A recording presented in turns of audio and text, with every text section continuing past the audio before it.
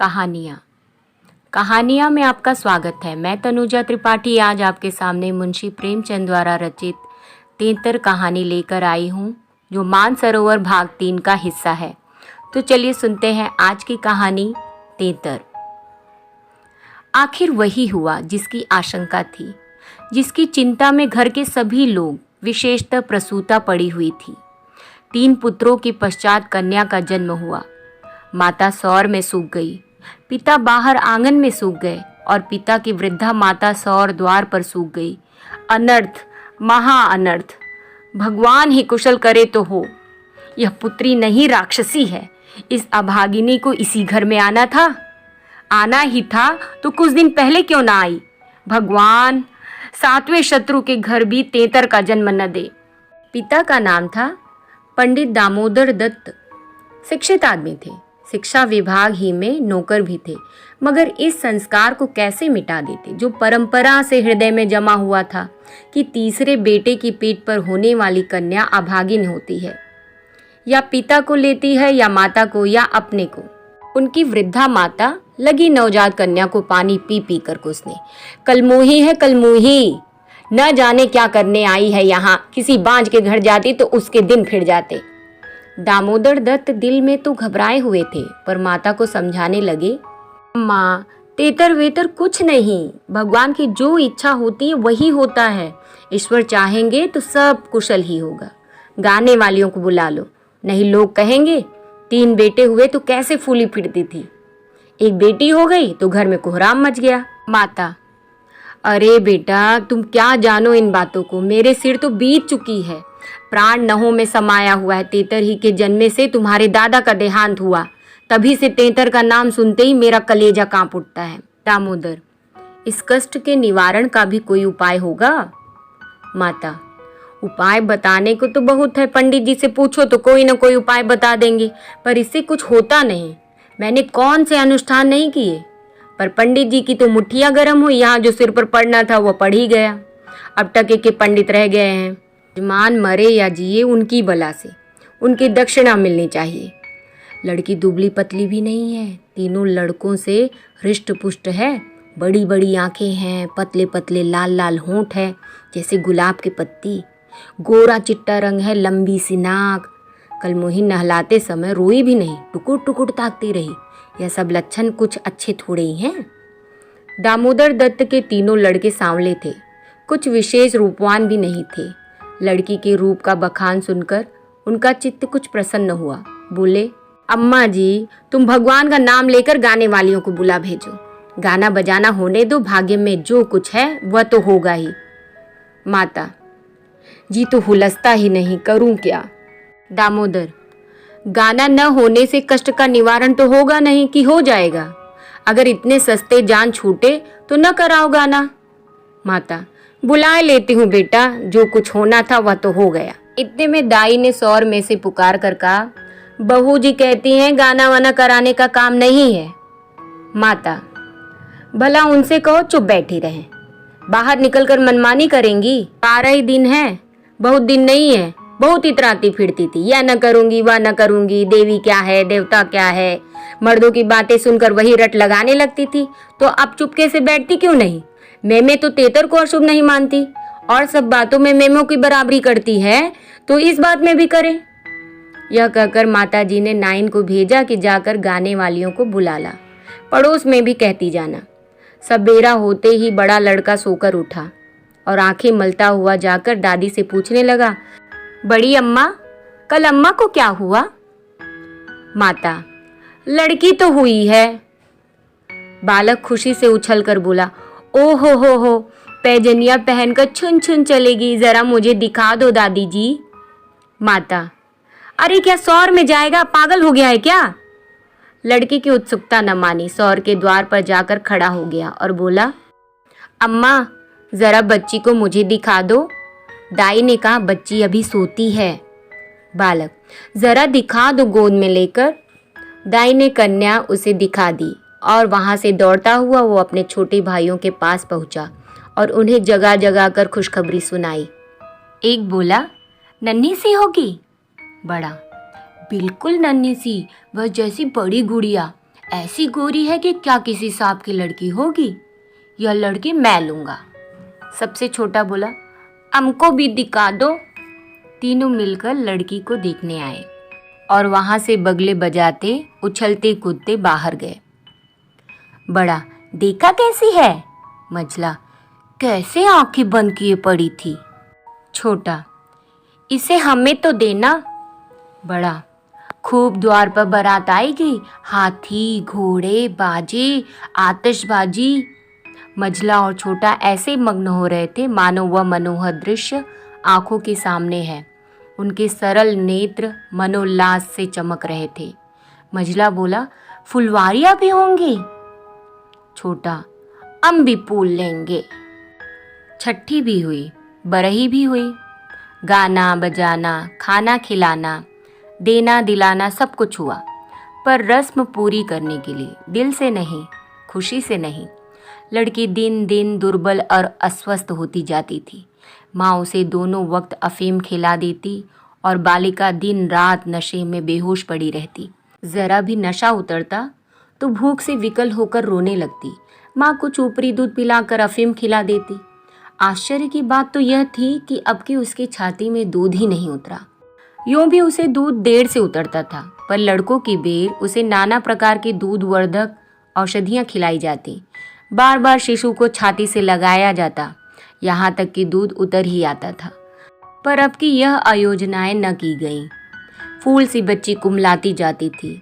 माँ तो कभी उसकी ओर ताकती भी न थी। हाँ, नाइन कभी कभी चुटकियां बजाकर चुमकारती तो शिशु के मुख पर ऐसी दयनीय, ऐसी करुण वेदना अंकित दिखाई देती थी कि वह आंखें पूछती हुई चली जाती थी। बहू से कुछ कहने सुनने का साहस न पड़ता। बड़ा लड़का सिद्धू बार बार कहता, अम्मा बच्ची को दो, बाहर से खिला लाऊं, पर माँ उसे झिड़क देती थी। 3-4 महीने हो गए। दामोदर दत्त रात को पानी पीने उठे तो देखा कि बालिका जाग रही है। सामने ताक पर मीठे तेल का दीपक जल रहा था। लड़की टकटकी बांधे उसी दीपक की ओर देखती थी और अपना अंगूठा चूसने में मग्न थी। चुप चुप की आवाज आ रही थी। उसका मुख मुरझाया हुआ था। वह न रोती थी न हाथ पैर फेंकती थी, बस अंगूठा पीने में ऐसी मग्न थी मानो उसमें सुधा रस भरा हुआ है। वह माता के स्तनों की ओर मुंह भी न फेरती थी, मानो उसका उन पर कोई अधिकार नहीं, उसके लिए वहां कोई आशा नहीं। बाबू साहब को उस पर दया आई। इस बेचारी का मेरे घर जन्म लेने में क्या दोष है? मुझ पर या इसकी माता पर जो कुछ भी पड़े उसमें इसका क्या अपराध? हम कितनी निर्दयता कर रहे हैं कि कुछ कल्पित अनिष्ट के कारण उसका इतना तिरस्कार कर रहे हैं। माना कि कुछ अमंगल भी हो जाए तो क्या उसके भय से इसके प्राण ले लिए जाएंगे?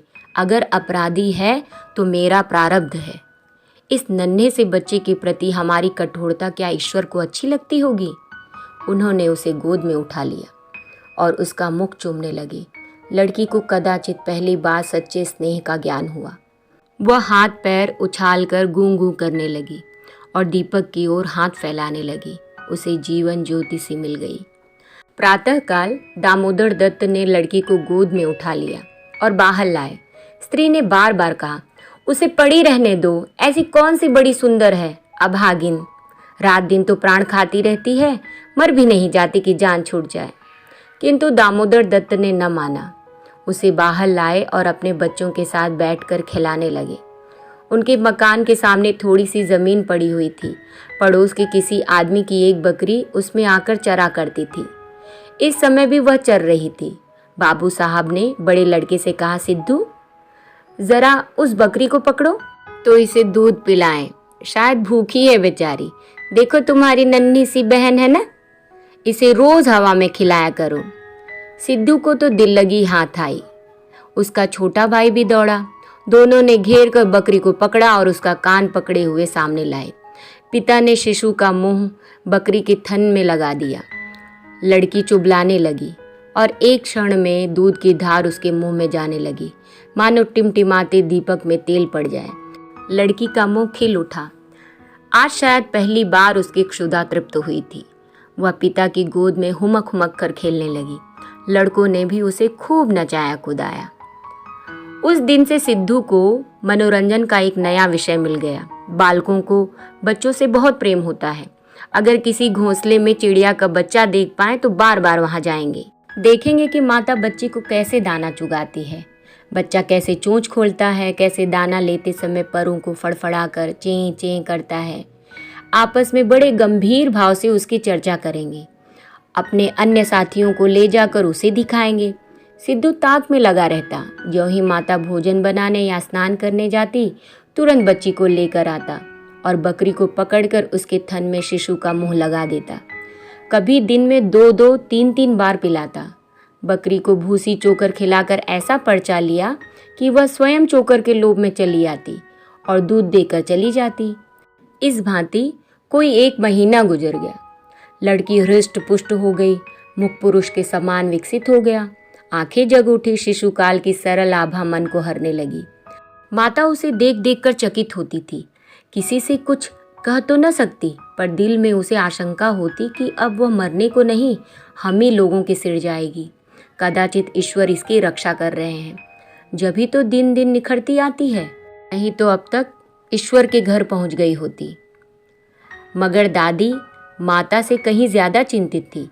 उसे भ्रम होने लगा कि वह बच्ची को खूब दूध पिला रही है, सांप को पाल रही है, शिशु की ओर आंख उठाकर भी न देखती। यहाँ तक कि एक दिन कह बैठी, लड़की का बड़ा छो करती हो। हाँ भाई, माँ हो कि नहीं, तुम न छो करोगी तो करेगा कौन। अम्मा जी, ईश्वर जानते हैं जो मैं इसे दूध पिलाती हूँ। अरे तो मैं मना थोड़े ही करती हूँ, मुझे क्या गरज पड़ी है कि मुफ्त में अपने ऊपर पाप लूं, कुछ मेरे सिर तो जाएगी नहीं। अब आपको विश्वास ना आए तो कोई क्या करे। मुझे पागल समझती हो, वह हवा पी पी कर ऐसी हो रही है। भगवान जाने अम्मा, मुझे तो आप अचरज होता है। बहू ने अपनी निर्दोषिता जताई, किंतु वृद्धा सास को विश्वास न आया। उसने समझा यह मेरी शंका को निर्मूल समझती है, मानो मुझे इस बच्ची से कोई बैर है। उसके मन में यह भाव अंकुरित होने लगा कि इसे कुछ हो जाए तब यह समझे कि मैं झूठ नहीं कहती थी। वह जिन प्राणियों को अपने प्राणों से भी प्रिय समझती थी, उन्हीं लोगों की अमंगल कामना करने लगी, केवल इसलिए कि मेरी शंकाएं सत्य हो जाएं। वह यह तो नहीं चाहती थी कि कोई मर जाए, पर इतना अवश्य चाहती थी कि किसी बहाने से मैं चेता दूं कि देखा, तुमने मेरा कहा न माना, यह उसी का फल है। उधर सास की ओर से ज्यों ज्यों यह द्वेष भाव प्रकट होता था, बहू का कन्या के प्रति स्नेह बढ़ता था। ईश्वर से मनाती रहती थी कि किसी भांति 1 साल कुशल से कट जाए, तो इनसे पूछती। कुछ लड़की का भोला भला चेहरा, कुछ अपने पति का प्रेम वात्सल्य देखकर भी उसे प्रोत्साहन मिलता था। विचित्र दशा हो रही थी, न दिल खोलकर प्यार ही कर सकती थी, न संपूर्ण रीति से निर्दय होते ही बनता था, न हंसते बनता था न रोते। इस भांति 2 महीने गुजर गए और कोई अनिष्ट न हुआ। तब तो वृद्धा सास के पेट में चूहे दौड़ने लगे। बहू को 2-4 दिन ज्वर भी नहीं आ जाता कि मेरी शंका की मर्यादा रह जाए। पुत्र भी किसी दिन पैर गाड़ी पर से नहीं गिर पड़ता, न बहू के मैके ही से किसी के स्वर्गवास की सुनावनी आती है। एक दिन दामोदर दत्त ने खुले तौर पर कह भी दिया कि अम्मा, यह सब ढकोसला है, तेतर लड़कियां क्या दुनिया में होती नहीं, तो सबके सब माँ बाप मर ही जाते हैं। अंत में उसने अपनी शंकाओं को यथार्थ सिद्ध करने की एक तरकीब सोच निकाली। एक दिन दामोदर दत्त स्कूल से आए तो देखा कि अम्मा जी खाट पर अचेत पड़ी हुई हैं। स्त्री अंगीठी में आग रखे उनकी छाती सेंक रही है और कोठरी के द्वार और खिड़कियां बंद हैं। घबरा कर कहा, अम्मा जी, क्या दशा है? स्त्री, दोपहर ही से कलेजे में एक शूल उठ रहा है, बेचारी बहुत तड़प रही हैं। दामोदर, मैं जाकर डॉक्टर साहब को बुला लाऊं ना? देर करने से शायद रोग बढ़ जाए। अम्मा जी कैसी तबीयत है? माता ने आंखें खोली और कराहते हुए बोली, बेटा तुम आ गए, अब न बचूंगी, हाय भगवान, अब न बचूंगी। जैसे कोई कलेजे में बरछी चुभा रहा हो, ऐसी पीड़ा कभी न हुई। इतनी उम्र बीत गई, ऐसी पीड़ा नहीं हुई। स्त्री, यह कलमुई छोकरी न जाने किस मनहूस घड़ी में पैदा हुई। सास, बेटा सब भगवान करते हैं, यह बेचारी क्या जाने। देखो मैं मर जाऊं तो उसे कष्ट मत देना।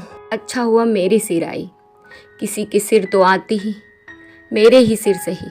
हाय भगवान, अब न बचूंगी। दामोदर, जाकर डॉक्टर बुला लाऊं, अभी लौटा आता हूँ। माता जी को केवल अपनी बात की मर्यादा निभानी थी, रुपए न खर्च कराने थे। बोली, नहीं बेटा, डॉक्टर के पास जाकर क्या करोगी?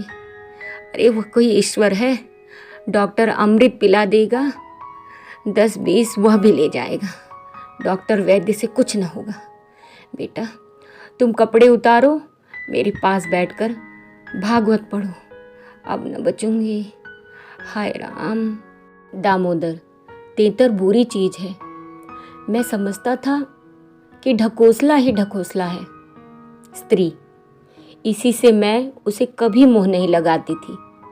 माता, बेटा बच्चों को आराम से रखना, भगवान तुम लोगों को सुखी रखे। अच्छा हुआ मेरे ही सिर गई, तुम लोगों के सामने मेरा परलोक हो जाएगा। कहीं किसी दूसरे के सिर जाती तो क्या होता राम। भगवान ने मेरी विनती सुन ली। हाय हाय। दामोदर दत्त को निश्चय हो गया कि अब अम्मा न बचेंगी। बड़ा दुख हुआ। उनके मन की बात होती तो वह माँ के बदले तेतर को कभी स्वीकार न करते।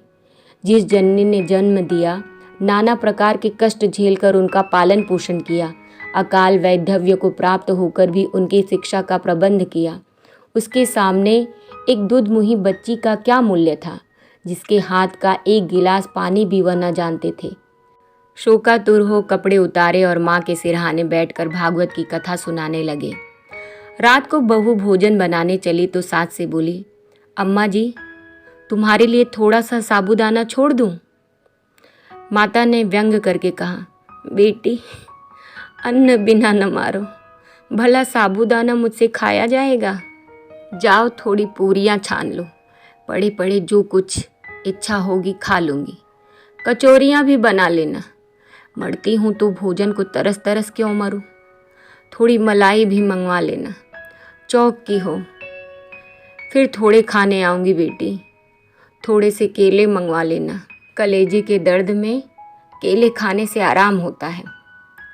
भोजन के समय पीड़ा शांत हो गई, लेकिन आध घंटे के बाद फिर जोर से होने लगी। आधी रात के समय कहीं जाकर उनकी आंख लगी। 1 सप्ताह तक उनकी यही दशा रही। दिन भर पड़ी कराहा करती, बस भोजन के समय जरा वेदना कम हो जाती। दामोदर दत्त सिरहाने बैठे पंखा झलते और मात्र वियोग के आगत शोक से रोते। घर की महरी ने मोहल्ले भर में यह खबर फैला दी। पड़ोसी ने देखने आई तो सारा इल्जाम बालिका के सिर गया। एक ने कहा, यह तो कहो बड़ी कुशल हुई कि बुढ़िया के सिर गई, नहीं तो तेतर माँ बाप 2 में से एक को लेकर तभी शांत होती है।